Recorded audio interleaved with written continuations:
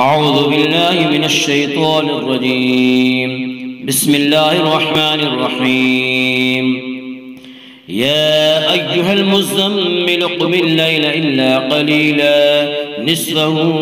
أو انقص منه قليلا أو زد عليه ورتل القرآن ترتيلا إنا سنلقي عليك قولا ثقيلا إن ناشئة الليل هي أشد وطئا وأقوم قيلا إن لك في النهار سبحا طويلا واذكر اسم ربك وتبتل إليه تبتيلا رب المشرق والمغرب لا إله إلا هو فاتخذه وكيلا واصبر على ما يقولون واهجرهم هجرا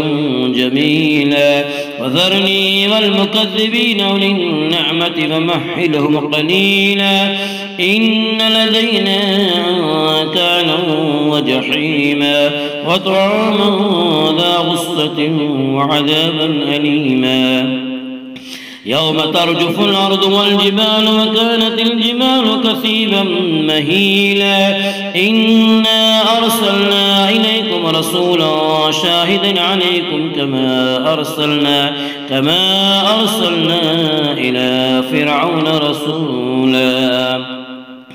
فعصى فرعون الرسول فأخذناه أخذا وبيلا فكيف تتقون إن كفرتم يوما يجعل الولدان شيبا السماء منفطر به كان وعده مفعولا إن هذه تذكرة فمن شاء اتخذ إلى ربه سبيلا إن ربك يعلم أنك تقوم أدنى من ثلثي الليل ونصفه وثلثه وطائفة من الذين معك والله يقدر الليل والنهار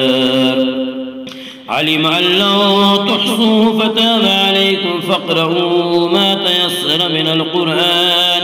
علم أن سيكون منكم مرضى وآخرون يضربون في الأرض يبتغون من فضل الله وآخرون يقاتلون في سبيل الله فاقرؤوا ما تيسر منه وأقيموا الصلاة وآتوا الزكاة وأقرضوا الله قرضا حسنا وما تقدموا لأنفسكم من خير تجدوه عند الله وخيرا وأعظم أجرا واستغفروا الله إن الله غفور رحيم.